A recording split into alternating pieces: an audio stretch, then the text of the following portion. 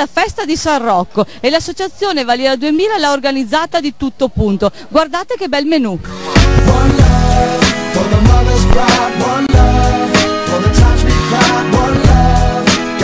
Cosa sta mangiando di buono?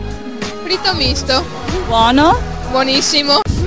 In estate va bene il fritto misto? Sì, ogni tanto cambiare fa bene. Comunque la cucina è buona, mi pare di capire. Sì, carne e pesci sono molto buoni.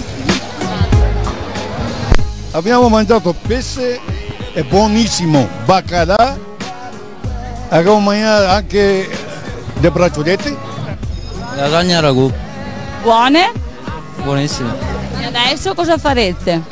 Non lo so, faremo un giro di là. L'associazione Valiera 2000 anche quest'anno ha organizzato la tradizionale fiera di San Rocco, che è ormai famosa un po' dappertutto, soprattutto per il nostro saso, che è una cordicella che tutti i valieranti sono ormai da diversi anni, da sempre praticamente, il giorno 16, dopo la benedizione del parroco, accorrono tutti in chiesa e se la legano al braccialetto, al polso o alla cintura.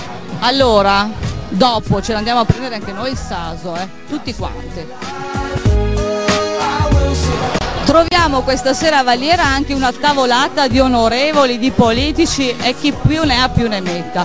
Facciamo due domandine ai nostri onorevoli che andranno a Roma a portare... Cosa andate a Roma a portare? Il saso di Valiera, onorevole? Noi a Roma portiamo le tradizioni nostre, la buona cucina, l'amicizia, la solidarietà. Onorevole Frigato, cosa porterà a Roma di queste tradizioni?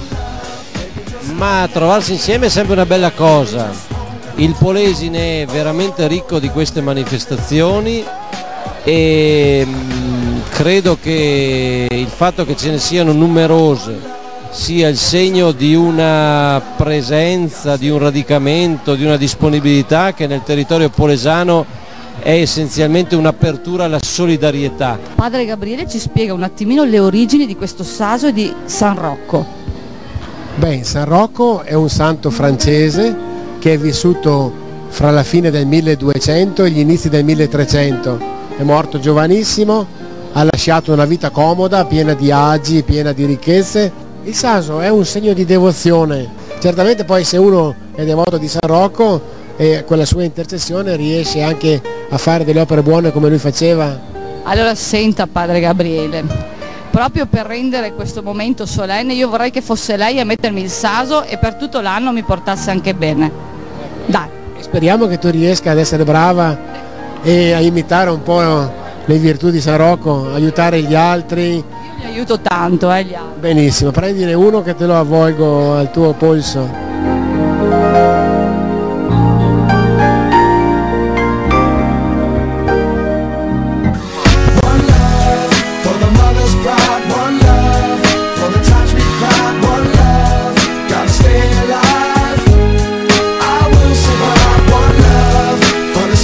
E dopo questo momento solenne, via alle danze!